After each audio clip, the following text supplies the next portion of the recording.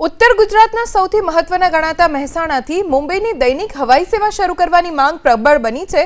ઉડાન યોજના અંતર્ગત આ હવાઈ સેવા શરૂ કરવા રાજ્યસભાના સાંસદ મયંક નાયકે નાગરિક ઉડ્ડયન મંત્રીને પત્ર લખીને તેમજ રૂબરૂ મુલાકાત સાથે રજૂઆત કરી, કેમ કે મહેસાણા ઉત્તર ગુજરાતનું પ્રવેશ દ્વાર છે, સાથે જ ઔદ્યોગિક અને વેપારિક મથક પણ છે।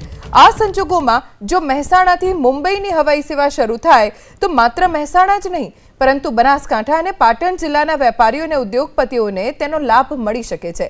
વેપાર ઉદ્યોગને પ્રાધાન્ય આપવાના હેતુ સાથે ઉડાન યોજના હાલ અમલમાં છે, જે અંતર્ગત નાના વિમાનોની સેવા ઉપલબ્ધ કરવામાં આવતી હોય છે।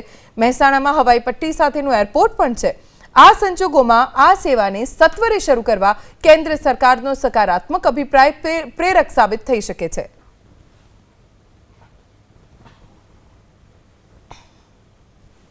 અમદાવાદથી સમાચાર। આઈપીએલની મેચને લઈને મેટ્રો પ્રશાસને મોટો નિર્ણય લીધો છે। મેચના દિવસે રાત્રે 12:30 વાગ્યા સુધી દોડશે મેટ્રો ટ્રેન। મેચના દિવસે સવારે 6:20 થી રાત્રે 12:30 વાગ્યા સુધી ટ્રેન દોડાવવાનો નિર્ણય મેટ્રો પ્રશાસન તરફથી લેવામાં આવ્યો છે। દેશનું સૌથી મોટું સ્ટેડિયમ નરેન્દ્ર મોદી સ્ટેડિયમમાં આઈપીએલની મેચનું આયોજન કરવામાં આવશે અને આ દિવસે ઘણી મોટી સંખ્યામાં લાખોની સંખ્યામાં લોકો મેટ્રો ટ્રેનની મુસાફરી કરતા હોય છે।